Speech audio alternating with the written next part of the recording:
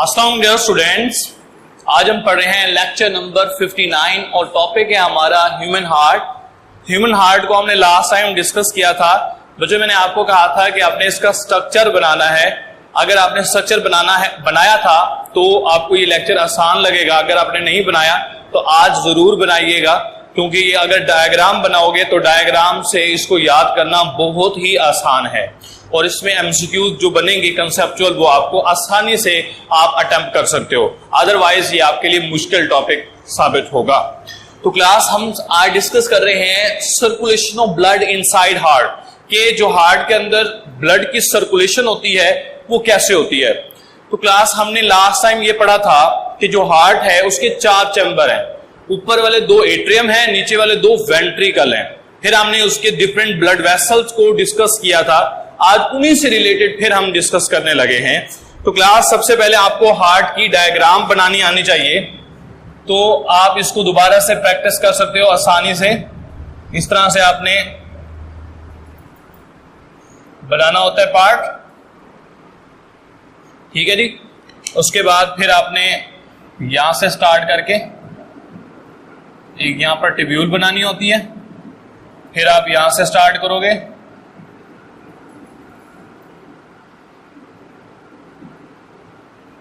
और इस तरह से आपने ये पार्ट बना देना होता है। उसके बाद फिर आपने यहां से 3 ट्यूब्यूल बनानी होती हैं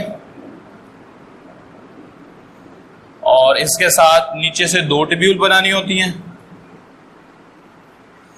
और यहां से फिर 3 ट्यूब्यूल बनानी होती हैं, ठीक है। उसके बाद हम चैम्बर बनाएंगे, 4 चैम्बर बनाएंगे। ये हमारे पास राइट एट्रियम है। उसके बाद ये हमारे पास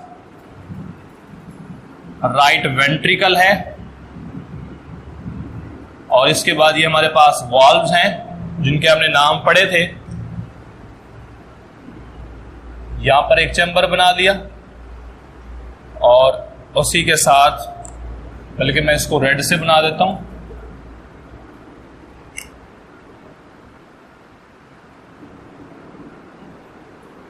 ठीक है। और इसको भी मैं रेड से बनाऊंगा और इस पार्ट को भी आप कोशिश करेंगे कि याद रखने के लिए रेड से बनाएंगे। क्यों, मैं ये आपको भी बता दूंगा,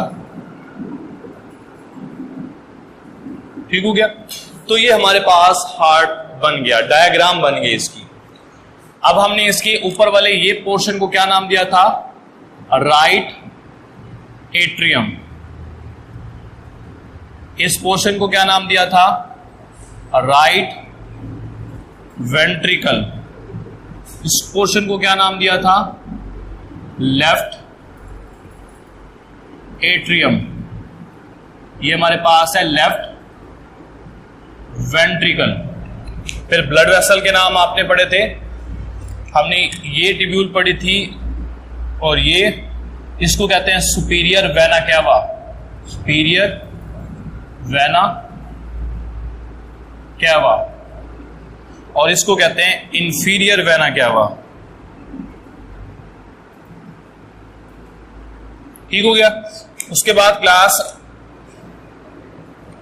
ये जो ट्यूब्यूल है, एक ये वाली और एक ये वाली, इसको इस साइड वाली को कहते हैं राइट पल्मोनरी आर्टरी, जो कि राइट लंग की तरफ जाएगी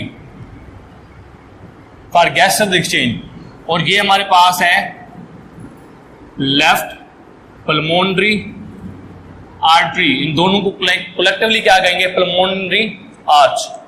अच्छा जी, ये ब्लड किस लेके जाएंगे, लंग्स में। और कौन सा लंग होगा, लेफ्ट लंग। गैसेस एक्सचेंज होने के बाद ऑक्सीजनेटेड ब्लड को ये जो 4 ट्यूब्यूल आपको नजर आ रही हैं ये लेकर आती हैं इसके अंदर लेफ्ट एट्रियम में। तो ये पल्मोनरी वेन कहलाती हैं ये 4, ठीक हो गया।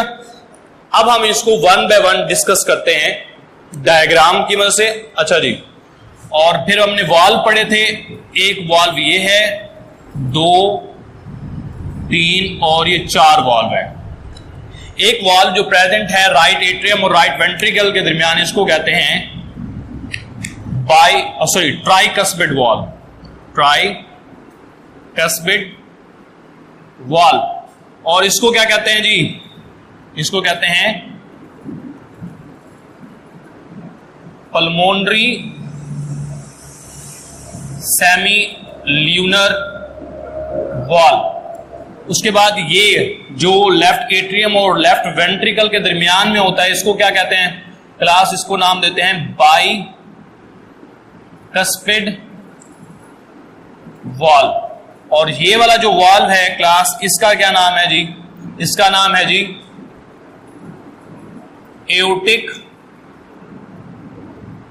Semi lunar valve. ठीक है जी। और ये जो ट्यूब्यूल है इसको कहते हैं एओर्टा। ये अपवर्ड जा रही है, ये डाउनवर्ड जा रही है, एओर्टा की ब्रांच है। ठीक हो गया। तो ये हमारे पास स्ट्रक्चर है हार्ट का। अब हम इसी को एक्सप्लेन करते हैं। सबसे पहले हम बात करते हैं class right atrium. Right atrium ये अपर साइड का एट्रियम है और राइट साइड की बॉडी के अंदर है। इसके अंदर डीऑक्सीजनेटेड ब्लड आता है। कहां से भी जी? Superior vena cava upper portion of body parts और inferior vena cava lower portion of the body part. और इसके अंदर जाकर दोनों ट्यूब्यूल ओपन होते हैं और ब्लड कौन सा होगा? Deoxygenated blood. क्लास जब ये कॉन्ट्रैक्ट होता है तो इसके अंदर जो ब्लड होगा, इसके कॉन्ट्रैक्ट होने के बाद ब्लड कहां आएगा? ट्राइकस्पिड वॉल्व के जरिए किसमें आएगा? राइट वेंट्रिकल में। और ये ब्लड कौन सा होगा? ये भी डीऑक्सीजनेटेड आ गया, क्योंकि डीऑक्सीजनेटेड ब्लड ही आ रहा है। अब ये जो ट्राइकस्पिड वॉल्व होता है, जब ये कॉन्टैक्ट होकर ब्लड इसमें आ जाता है तो ये वॉल्व बंद हो जाता है। इसका काम होता है prevent the back flow of blood. और एक पॉइंट एमसीक्यू के लिए, इसको ट्राइकस्पिड वॉल्व क्यों कहते हैं? क्योंकि इसमें 3 फ्लैप्स होते हैं टिश्यूज के। क्लियर? अच्छा जी। इसके बाद जब राइट वेंट्रिकल कॉन्ट्रैक्ट होगा तो ब्लड कहां जाएगा? इस वॉल्व के जरिए। इसको हमने नाम क्या दिया है? Pulmonary सेमील्यूनर valve.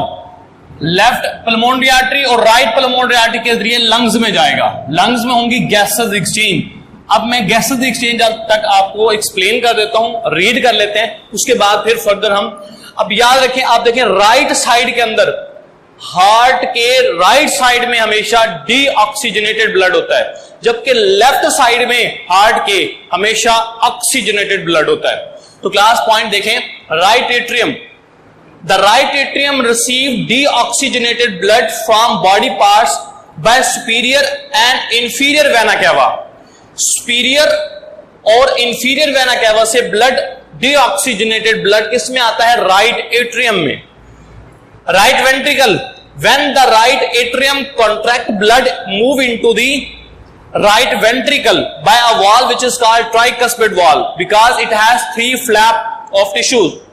When right atrium contract, deoxygenated blood pump toward the right ventricle by tricuspid valve. What is the definition of tricuspid valve?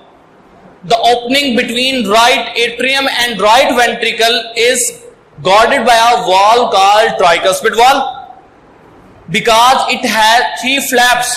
Function क्या है इसका? It prevent the backflow blood from right ventricle to right atrium. यानी कि right ventricle से blood के back flow को रोकना, ये काम है जी ट्राइकस्पिड वॉल्व का। उसके बाद क्लास हमारे पास है जी पल्मोनरी ट्रंक। अब left pulmonary artery left lung में और right pulmonary artery right lung में ब्लड लेके जाएगी, और लंग में होंगे gases exchange at alveolus point. जब गैसेस एक्सचेंज हो जाएंगे उसके बाद जो ब्लड होगा वो ऑक्सीजनेटेड ब्लड होगा। ऑक्सीजनेटेड ब्लड को पल्मोनरी वेन के जरिए लाया जाता है लेफ्ट एट्रिया के अंदर या लेफ्ट एट्रियम के अंदर। क्लियर जी? उसको रीड कर लेते हैं। When a right ventricle contact, blood, कौन सा ब्लड? Deoxygenated blood move by pulmonary trunk to lungs and inside the lung gases exchange take place. अच्छा जी, उसके बाद क्या होगा? पल्मोनरी सेमील्यूनर वॉल्व, यानी इसकी डेफिनेशन क्या होगी? The valve which is present between pulmonary trunk and right ventricle is called pulmonary सेमील्यूनर valve. Function क्या है क्लास इसका?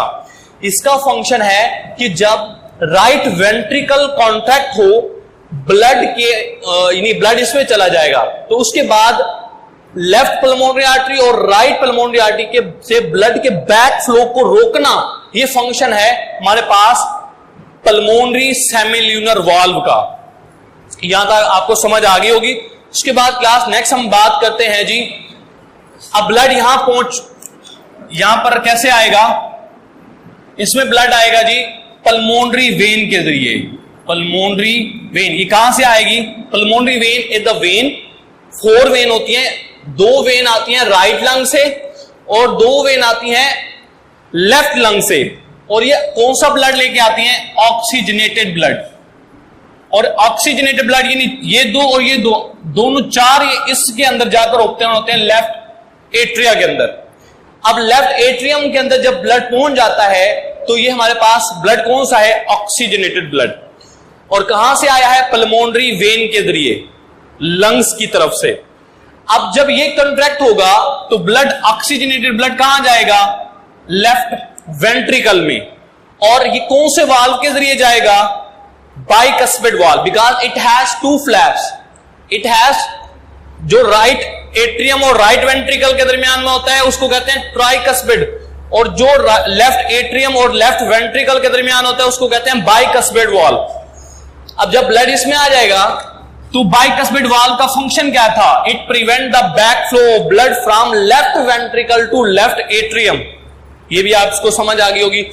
अब लेफ्ट वेंट्रिकल हमने पढ़ा था, it is the strongest and hardest connective tissue and longest chamber of the heart. Heart का सबसे बड़ा चैम्बर हमारे पास लेफ्ट वेंट्रिकल है। उसके बाद हमारे पास है जी कि जो लेफ्ट वेंट्रिकल है, जब ये कॉन्ट्रैक्ट होगा, यानी ये वाला जब चैम्बर कॉन्ट्रैक्ट होगा तो ब्लड कहां जाएगा? ब्लड फिर इस वाल्व को, इसको कहते हैं एओर्टिक सेमिल्यूनर वाल्व, इसके जरिए जाएगा एओर्टा में, और एओर्टा इसको ट्रांसपोर्ट कर देगी डिफरेंट बॉडी पार्ट्स के पास। ठीक हो गया? तो हम इसको रीड कर लेते हैं जी। Left atrium and ventricle, the left atrium receive oxygenated blood from lungs by pulmonary vein, and when contact oxygenated blood pump into the left ventricle by bicuspid valve. What is the function of bicuspid valve? It prevents the backflow of blood from left ventricle to left atrium. The valve which is present between left atrium and left ventricle is called bicuspid, and it has 2 flaps. That's why it is called bicuspid valve. समझ आ गई class? अच्छा जी, उसके बाद है जी aorta.